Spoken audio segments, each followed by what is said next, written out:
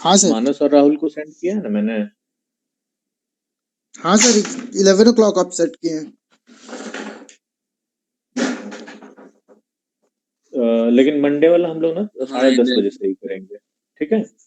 Monday वाला 10:30 बजे से ही करेंगे थोड़ा, ठीक है। बाकी सब ठीक है। और इको इको क्लास बताओ तो कितने बजे से दिए हैं? एक इको सेकंड। 11 अगर इको 12 बजे से, तो महाविश आपका इको कैसे होगा मंडे को फिर? सर मंडे तो पहले तो इको नहीं रहता था, हम लोग वेडनेसडे करते थे। तो वेडनेसडे करते थे क्या इको? ठीक है, तो हम Yes, उसको sir. शिफ्ट कर देंगे वेडनेसडे वाले दिन पे, ठीक है। आप लोग भी याद रख लीजिए, है ना। Yes, sir. मंडे की जगह हम लोग उसको वेडनेसडे को शिफ्ट कर दे रहे हैं, ठीक है। Okay sir. ठीक है सर। हाँ, और किसी का तो नहीं है इसमें, किसी को प्रॉब्लम तो नहीं है? फिर बता दीजिए, तो ये हम फाइनल कर देंगे ये शेड्यूल, ठीक है। चलिए, तो क्या हुआ था हमारा लास्ट क्लास में, बताइए जरा। लास्ट क्लास में लास्ट टॉपिक जो हमने किया था वो कौन सा किया था? Section formula. Section formula.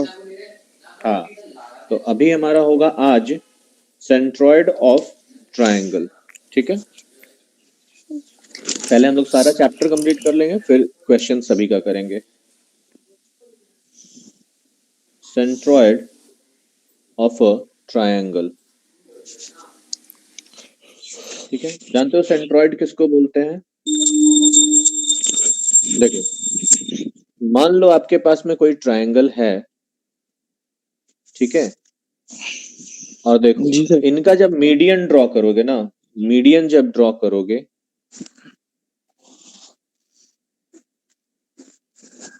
तो मीडियन जब एक सिंगल पॉइंट पे जहां पे मिलेंगे, है ना, जिस सिंगल पॉइंट पे मिलेंगे, इसी को हम लोग बोलते हैं सेंट्रॉइड, ठीक है। इसी को बोलते हैं हम लोग सेंट्रॉइड। बात समझ में आ रही है कि जहां पे ये मिले, मतलब अगर मान लो ये ABC ट्रायंगल है आपका, तो इसको हम लोग बोल सकते हैं DEF, मतलब मीडियन हो गया हमारा AD, BE और CF। तो इनका जो इंटरसेक्टिंग पॉइंट है जहां पे ये तीनों मीट करेंगे, उसी को सेंट्रॉइड ऑफ अ ट्रायंगल बोलते हैं, ठीक है। तो सेंट्रॉइड ऑफ अ ट्रायंगल को कैसे हम लोग डिनोट करेंगे? देखो, अगर A का वर्टेक्स है हमारा कोऑर्डिनेट x1 y1, B का x2 y2, ये तो समझ में आ गया आप लोगों को कि कोऑर्डिनेट है तो कोऑर्डिनेट किसी भी पॉइंट का एक ऑर्डर्ड पेयर में होगा आपका, ठीक है, x और y के फॉर्म में। और ये हो गया आपका x3 y3, ठीक है, x3 y3। अच्छा, फर्स्ट वाला वीडियो ना थोड़ा करप्ट हो गया था, पता नहीं हम ऑन ही नहीं किए थे या क्या हुआ था, वो चल ही नहीं रहा था। तो आज वाला वीडियो फिर हम अपलोड करके लिंक भी दे देंगे, सो दैट आप लोग प्रैक्टिस कर पाएंगे, ठीक है। ओके। चलिए, तो ये चीज हो गया आप लोगों का x1 y1, x2 y2 और x3 y3, ठीक है। अच्छा, ये पॉइंट है आपका से कुछ भी ले लो, क्या ले लें, EF है ना, G ले लेते हैं, ठीक। तो G इज द सेंट्रॉइड, तो यहां लिखेंगे G इज द सेंट्रॉइड, ठीक है, ऑफ ट्रायंगल ABC। और सेंट्रॉइड कैसे बनता है ये आप लोगों को पता चल गया। मान लो MCQ में आया, सेंट्रॉइड किसके इंटरसेक्टिंग पॉइंट पे बनता है? मीडियंस ऑफ अ ट्रायंगल, ठीक है। मीडियंस ऑफ अ ट्रायंगल से आपका सेंट्रॉइड बनता है, ठीक है ना। और इस सेंट्रॉइड का भी तो अपना कुछ एक, मान लो एक सिंगल पॉइंट है, तो इसका खुद का भी तो एक ये होगा ना, कोऑर्डिनेट होगा ना, बताओ तो, है ना। तो इसी को निकालना सीखते हैं यहाँ पे कि कैसे निकालेंगे।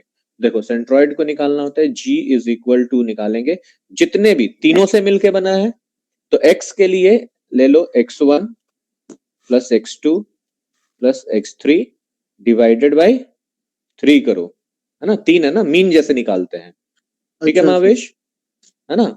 और Yes. y पॉइंट के लिए y1 plus y2 plus y3 by 3 हो जाएगा, ठीक है।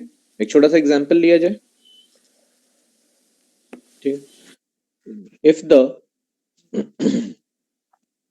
vertices of a triangle, vertices किसको बोलते हैं?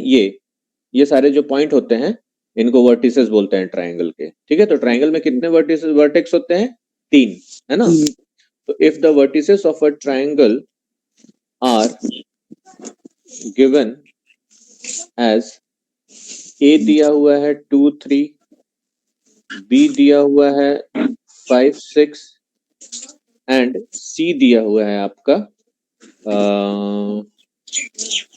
4 8। ठीक है, find the centroid of a triangle. ठीक है, तो इस ट्रायंगल का सेंट्रॉइड आपको निकाल के दिखाना है।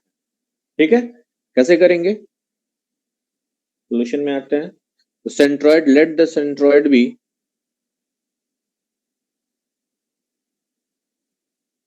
G। ठीक है, let the centroid be G। ठीक है, therefore G is equal to क्या हो जाएगा, देखो x1 x2 x3, तो हम लोग यहाँ पे लिख लेंगे अपने क्वेश्चन के पास, तो हम लोग को गलती नहीं होगा करने में। x1 y1 x2 y2 और ये हो जाएगा हमारा x3 y3। तो सारे x को ले लो पहले तो।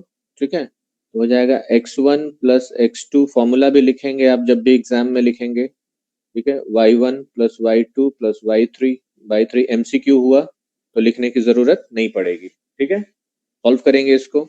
अच्छा, x1 कितना है मेरा, जल्दी जल्दी बताओ, 2, x2 कितना है 5 और x3 कितना है 4/3।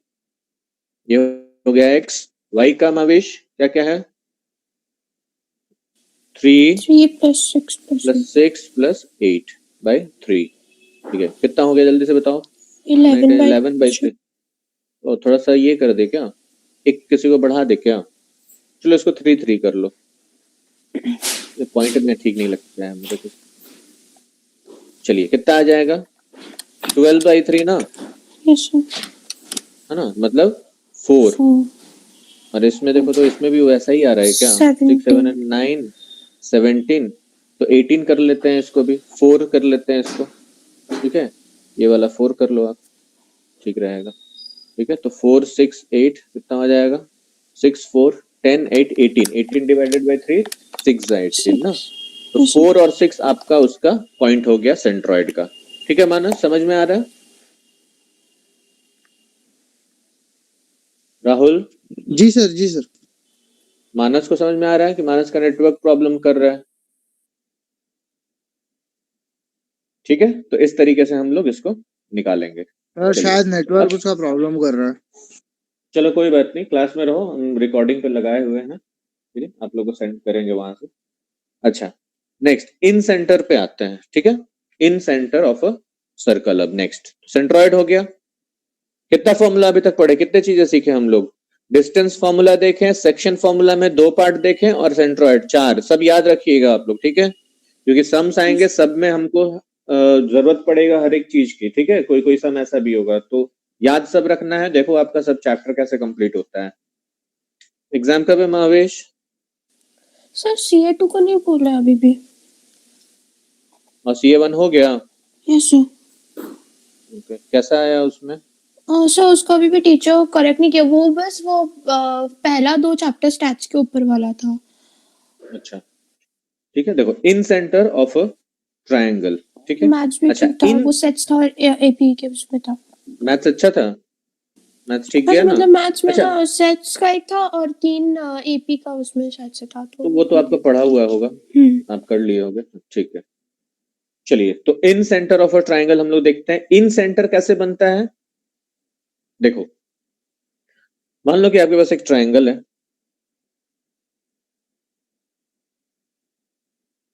ठीक है, और अगर इनके साइड्स को टच करते हुए, ठीक है, साइड्स को टच करते हुए अगर आप एक सर्कल बनाते हो, है ना, तो हम जानते हैं कि सर्कल का हमेशा क्या होता है, एक सेंटर होता है। बोलो, होता है सर्कल का एक सेंटर, है ना? तो वो जो सर्कल का जो सेंटर है, जो कि एक ट्रायंगल के अंदर में सर्कल है ना? अब ऐसा नहीं कर देना कि मान लो ये ट्रायंगल है, ये 2 को तो टच कर रहा है, तीसरे को नहीं टच कर रहा है, ये नहीं, तब ये गलत है। तीनों साइड्स को टच करते हुए कोई भी सर्कल अगर आपका बनता है और उसका जो सेंटर होता है, उसी को हम लोग बोलते हैं क्या, इन सेंटर। ठीक है, क्या बोलते हैं इसको, इन सेंटर। ठीक है, इन सेंटर ऑफ अ ट्रायंगल। तो अगर इसका वर्टेक्स निकालना पड़े, मतलब इसका कोऑर्डिनेट निकालना पड़े, तो कैसे निकलेगा? क्लियर है बात? ठीक है ना? चलिए, तो सबसे पहले क्या करेंगे, इसको ABC लिख देते हैं, नाम दे देते हैं ABC। ठीक है, अब ABC है तो सब में क्या करना है हमें, उसका कोऑर्डिनेट भी देना है, x1 y1, x2 y2 और x3 y3। ठीक है, अच्छा साइड्स का अगर हम लोग नाम दे दें, ठीक है, तो साइड्स का नाम हम लोग दे के चलेंगे कि मान लो कोई साइड्स है ABC। ठीक है, तो इसके ऑपोजिट में आपका साइड्स है A। ठीक है, इसके ऑपोजिट वाला को B और C के ऑपोजिट वाले को C। ये लेंथ है ना, क्योंकि इसका रिलेशन लेंथ से है। क्यों? क्योंकि आपका जो सर्कल है वो लेंथ को टच करते हुए जा रहा है, मतलब इसी से आपका इन सेंटर बनता है। अगर इसने किसी भी साइड्स को टच नहीं किया तो वो इन सेंटर के लिए जस्टिफाई नहीं करेगा वो सर्कल। बात समझ में आ रही है मानस को और राहुल को भी, है ना? बोलो सर एक बार रिपीट कीजिएगा सर प्लीज। अच्छा, तो हम पूछते हैं बीच में तो बोलोगे नहीं आप लोग, ब्लैंक क्यों हो जा रहे हो? ठीक है, देखो हमने क्या बोला कि जो भी सर्कल बनेगा, ठीक है, सर्कल साइड्स को टच करते हुए जो भी सर्कल बनेगा किसी ट्राइंगल का, वो क्या बनाएगा? इन सेंटर बनाएगा। ठीक है ना, वो इन सेंटर बनाएगा। ठीक है, अगर हमने एक और एग्जांपल दिया था कि मान लो कि ये ट्राइंगल है, इसमें अगर मैंने ये सर्कल बनाया और इसको टच ही नहीं किया, है ना, तो ये सही नहीं है। इसको इन सेंटर नहीं बोलेंगे, इस सर्कल के सेंटर को इन सेंटर नहीं बोलेंगे। क्या होना चाहिए? हमेशा साइड्स को टच करते हुए वो होना चाहिए। क्लियर है बात? है ना?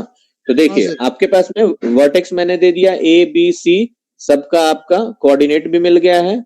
क्लियर है? जी सर। और सबका मैंने साइड्स दिया। क्यों साइड्स का यहाँ पे काम है? क्योंकि ये इन सेंटर जो बन रहा है, सर्कल जब साइड्स को टच कर रहा है उसकी वजह से ही इन सेंटर मेरा बन रहा है। तो इसमें साइड्स का इंपॉर्टेंस है बोल के मैंने साइड दिया। तो A के ऑपोजिट वाला A साइड, B के ऑपोजिट वाला B साइड और C के ऑपोजिट वाला साइड C। क्लियर है? जी सर। चलिए, तो अब ये अगर एक पॉइंट है आपका प्लेन में, तो इसका भी तो कोऑर्डिनेट होगा ना। तो जी इसका सर। कोऑर्डिनेट कैसे देंगे? क्या नाम दे देते हैं इसको, बोलो? इन सेंटर है, I से नाम देते हैं। जी सर। ठीक, तो यहां पे लिखेंगे let I be the incentre of triangle ABC। ठीक है, ABC का इन सेंटर है ये। ठीक है, तो इसका अगर ये कोऑर्डिनेट देना होगा तो हम कैसे देंगे, देखो याद रखेंगे। तो देखो यहाँ साइड्स का भी काम है, प्लस मेरे को अपना वर्टेक्स का भी काम, मतलब कि वो जरूरी है, क्योंकि वर्टेक्स के ऊपर डिपेंड करता है कि आपका ट्रायंगल कितना बड़ा बनेगा, और ट्रायंगल के साइड्स को टच करते हुए मेरा सर्कल कितना बड़ा बनेगा। समझ आ रहा है महावेश? Yes, तो sir. इसका मतलब यहाँ पे दोनों चीजों को लेके हमें बनाना पड़ेगा इसका कोऑर्डिनेट, मतलब वर्टेक्स को भी लेके और साइड्स को भी लेके। तो देखो ऐसे होगा, जैसे पहले किए थे वैसे ही लिखेंगे। यहाँ पे देखो x1 plus x2 plus x3। ठीक है, थोड़ा सा एक्सटेंड करके लिखते हैं। हम लोग अभी नहीं लिखोगे, पहले हम लिख लेंगे, उसके बाद देखोगे कि हम क्या कर रहे हैं। x3 लिखा, ठीक है। जी सर। नीचे में अब देखो मैंने बोला साइड्स का भी इस्तेमाल करना है, तो x1 का a का वर्टेक्स लिया है, तो इसके ऑपोजिट वाला साइड्स क्या है? a है ना, तो a, x2 ऑपोजिट वाला साइड b और x3 ऑपोजिट वाला साइड c। तो मल्टीप्लाइड करना है, a into x1 b into x2 c into x3 divided by whole divided by, यहां पे जानते हो क्या हो जाएगा? a plus b plus c। ठीक है, ये निकला x का, और y का निकलेगा तो बस इसी तरह करना है। क्या? a y1 plus b y2 plus c y3 by a plus b plus c। Clear है ना? चलो, तो सम्स करें किस पे? जी सर। ठीक,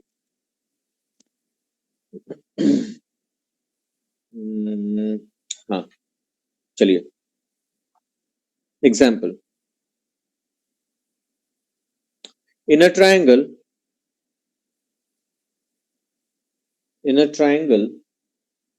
ABC, ठीक है, ABC आपका एक ट्राइंगल है, where coordinates of A, B and C are, ठीक है, क्या क्या कोऑर्डिनेट्स हैं इसके, 0 0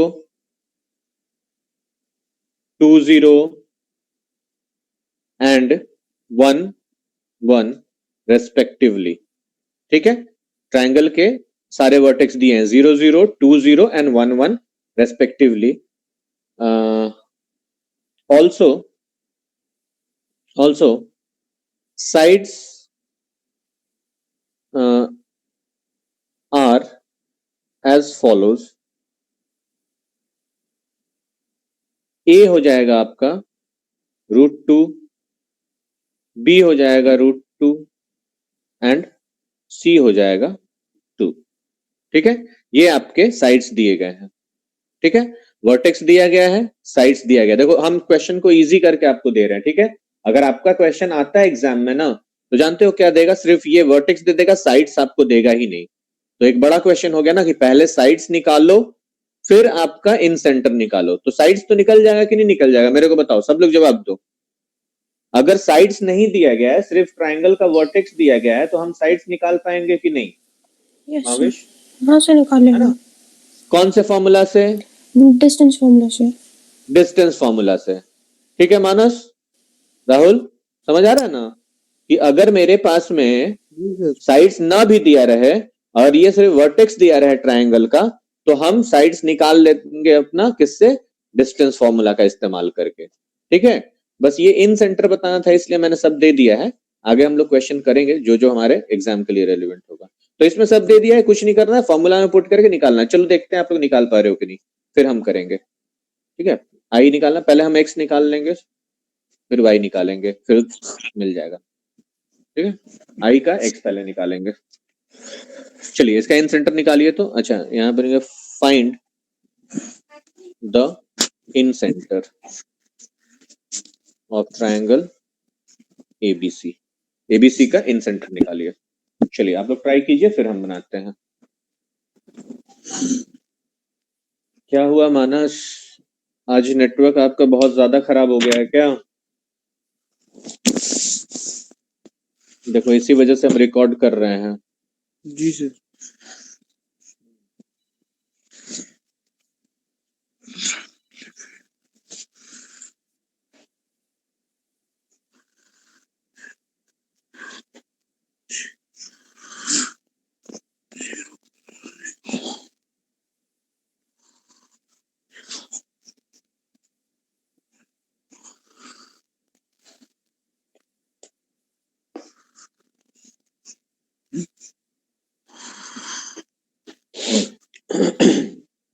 चलो आप लोग स्टार्ट तो कर ही दिए होगे, हम भी करते हैं साथ जी साथ सर। में। ए x1 हम लिख लेते हैं पहले, x1 y1 x2 y2 x3 y3 abc है, ठीक है। तो a x1 मतलब ये तो 0 ही हो गया, b x2 2√2 plus c x3 मतलब 2 by a plus b plus c √2 plus √2 plus 2। ये कितना हो जाएगा? अच्छा 2 प्लस 2√2 और नीचे में भी हो जाएगा 2 प्लस 2√2 है तो 2√2, ये कट गया 1, x1 मिल गया, ठीक है। y देखा जाए, y में भी a 0 तो 0, b √2 0 0 और c 2 into 1 2 बाई नीचे में तो वही रहेगा √2 प्लस √2 प्लस 2, मतलब ये हो गया 2/2 √2 plus 2।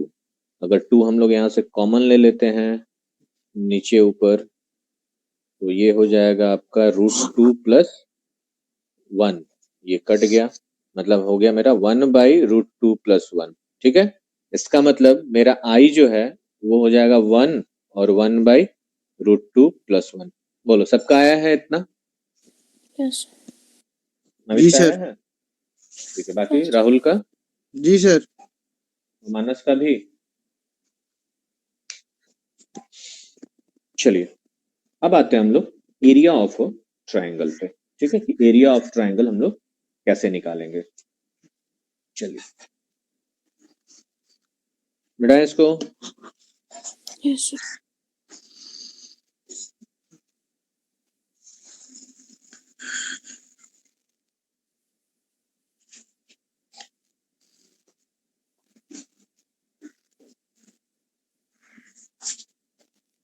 Area of a triangle,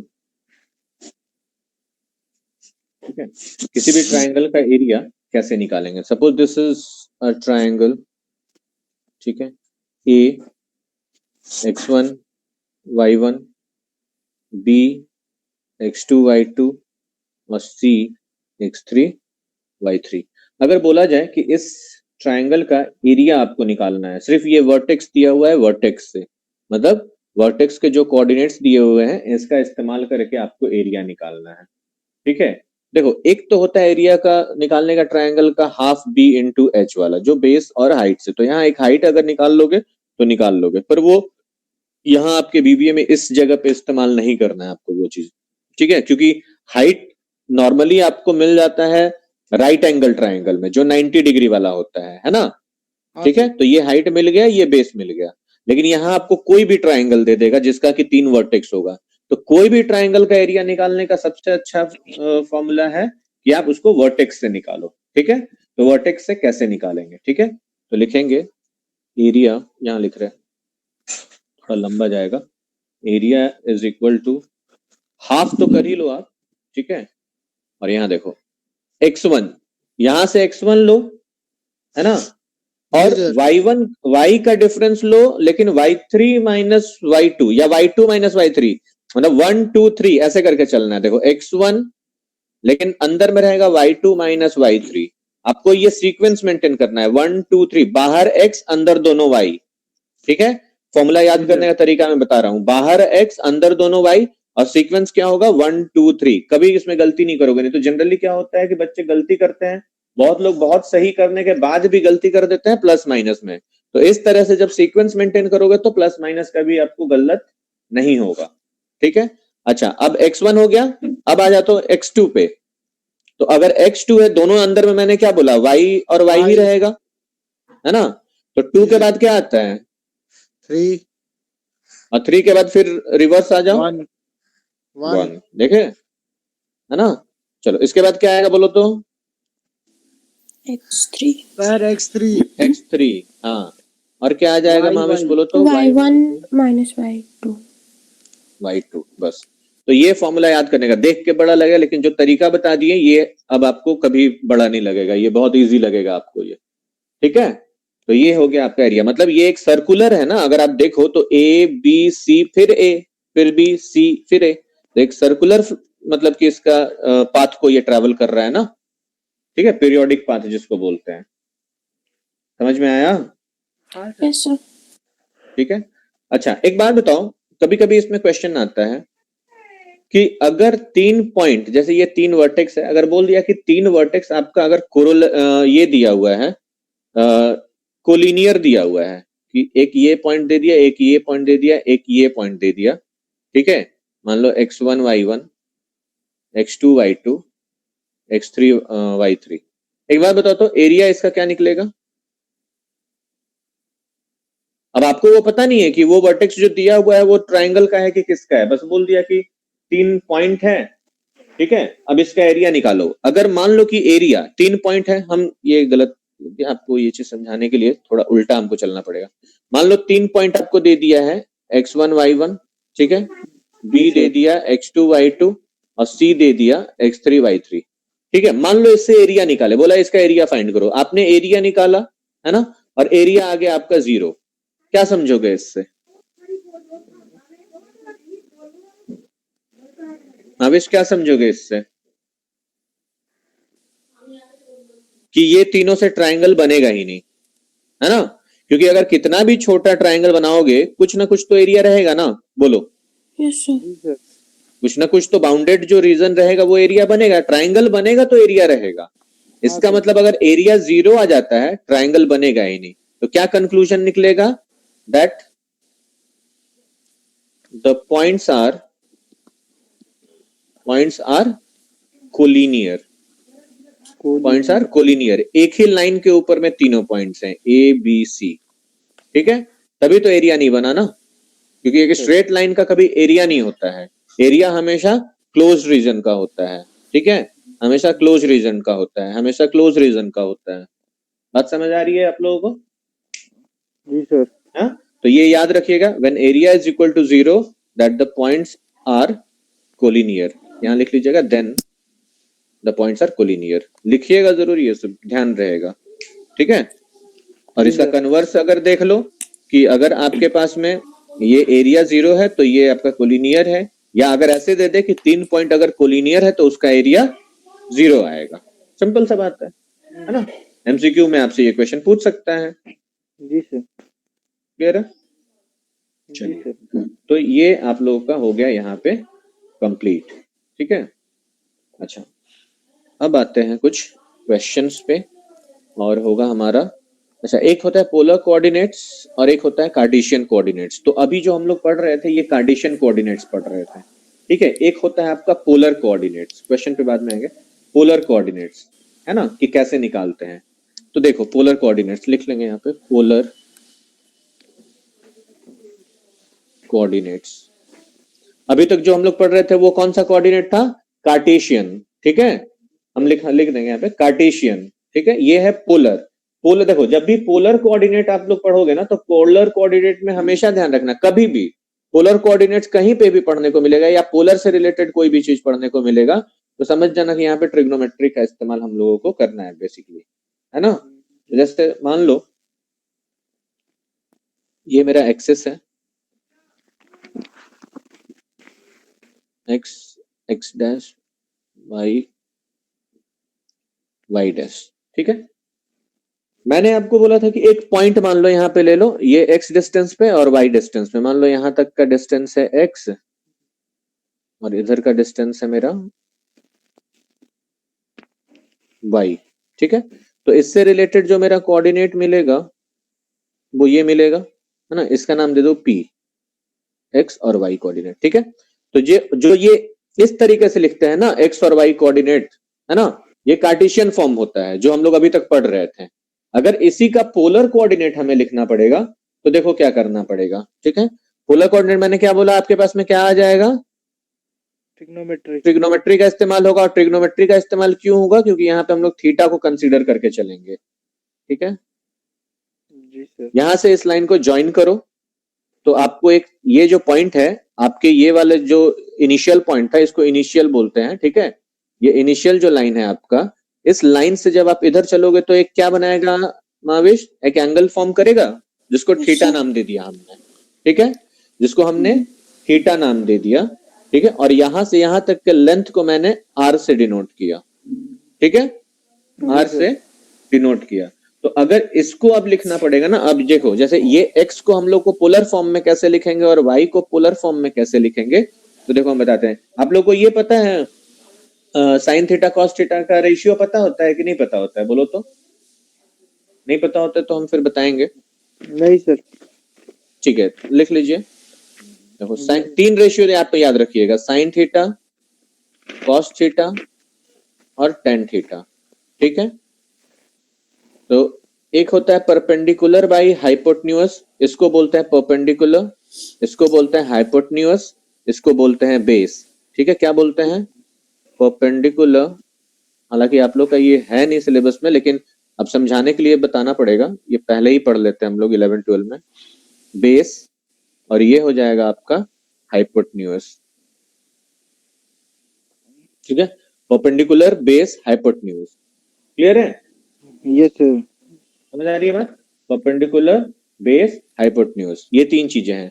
तो साइन थीटा का होता है p by H, cos theta का होता है आपका b बाई एच, है ना, और टेन थीटा का होता है p बाई b, ठीक है। क्योंकि टेन थीटा बेसिकली क्या होता है? Sine theta by cos theta ही होता है। तो h कट जाता है तो p बाई b हो जाता है, ठीक है। लेकिन पोलर जब भी फॉर्म बनाओगे आपको सिर्फ साइन और कॉस से मतलब है, ठीक है, साइन और कॉस से मतलब है। अब आप खुद ही बता दोगे कि x का वैल्यू क्या होगा, y का वैल्यू क्या होगा, है ना। देखो कैसे, थीटा है, ठीक है, अब यहां से अगर हम साइन थीटा लेते हैं, ये हम अब मिटा दे रहे हैं, ठीक है, ये साइड के लिए है, ये आपका रफ के लिए है, आपको याद रखने के लिए, ये इसका पार्ट नहीं है। हम लोग यहाँ पे लिखेंगे from the figure, from the given diagram sine theta is equal to, बोलो तो क्या होगा, sine theta perpendicular by hypotenuse होता है महेश, है ना? Yes, sir. तो यहाँ पे परपेंडिकुलर क्या है, Y. y, बेस हाइपोटेन्यूज क्या है, R. r, ठीक है, बात समझ में आ रही है? तो अगर हमें यहाँ पे y का वैल्यू चाहिए ना हमें, तो क्योंकि हमें कोऑर्डिनेट में x और y की वैल्यू चाहिए, तो y का वैल्यू यहाँ पे कैसे लिखेंगे, y is equal to r sine theta. देखो हो गया, है ना? मतलब आपका पुराना कॉन्सेप्ट काम कर रहा है इस पे, जो 11-12 में, इनफैक्ट 10th में भी ये पढ़ने को है ना? अब देखो इसी तरह अगर आप ये करोगे, कॉस का करोगे ऑल्सो, कॉस थीटा फिर क्या हो जाएगा बोलो तो, जल्दी से Rahul, sir cos theta base by H, base base base by hypotenuse ना, तो बेस कितना है, x hypotenuse r r r, हमें x का वैल्यू चाहिए, तो x equal to r cos theta, है ना? तो आपको ये पूरा इस पे डायग्राम पे पूरा आप ध्यान नहीं देना, ये समझाने के लिए आपको किया है, आपको ये याद रखना है कि यहाँ पे पोलर फॉर्म में निकालने बोले तो y कैसे निकालोगे और x कैसे निकालोगे। बात समझ में आ रही है आप लोगों को? चलो एक एग्जांपल कर ले फटाफट इसमें। चलो, given that a point P32 makes an angle of 30 degree with the x-axis, with the x-axis, है ना? Find the coordinates in polar form. Polar form मतलब यहां तो एक्स वाई दिया है कार्टेशियन फॉर्म में, आपको पोलर फॉर्म में एक्स वाई निकालना है, ठीक है? आपको पोलर फॉर्म में एक्स वाई निकालना है। चलिए कैसे निकालेंगे जल्दी से करेंगे हम लोग। तो हमें एक्स निकालना है, सॉल्यूशन, तो एक्स इज इक्वल टू हो जाएगा क्या, आर कॉस थीटा, है ना?